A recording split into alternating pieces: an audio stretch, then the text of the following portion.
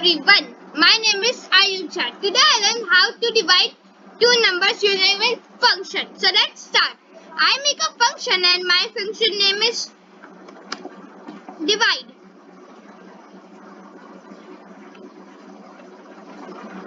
Divide x and y. Colon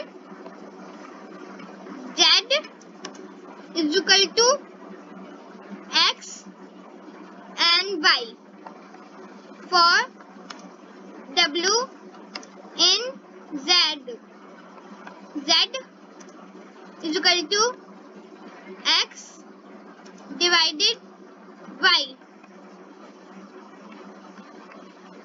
Return z. Divide 2 and 8 is equal I mean 0 and 8 by 2 is equal to 4.